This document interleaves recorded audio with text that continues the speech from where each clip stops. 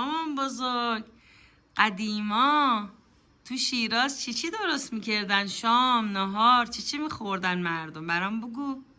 دخترم دمپخت درست میکردن، کلم پلو درست میکردن. اونایی که دستشون زنشون میرسید البته بیشتر بهتر، و اونایی که تنزل بودن یه خورده کمتر خب درست میکردن.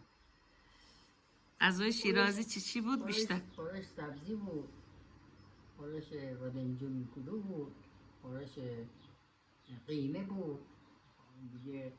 این از این خورش ها خورش کنگر بود، خورش آلو خورا بود، خورش هویج سیب زمینی بود درست میکردن، آلو خورا میریختن پاش. خب دیگه از این چیا بود؟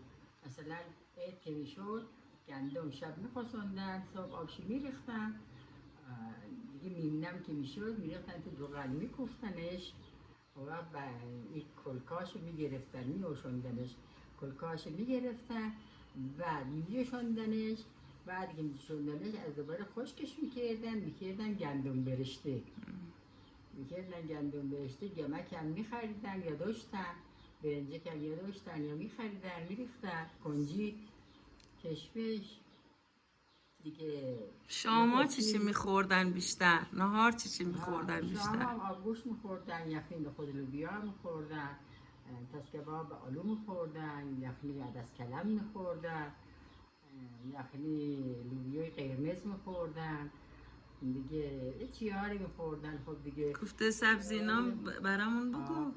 کوفته سبزی هم که مثلا درست میکردن، یا کوفته اولو شیرازی. کوفته اولو درست میکردن، کوفته اولو درست میکردن شیرازی ها. کوفته سبزی درست میکردن، البته زیاد درست میکردن، به در حسبن میدادن یا خودشون هم میخوردن دیگه. این مال شبشون بوده اینا.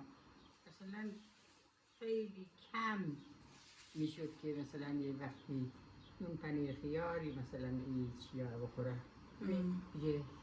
دست در نکنه مامان بزرگ. مرسی.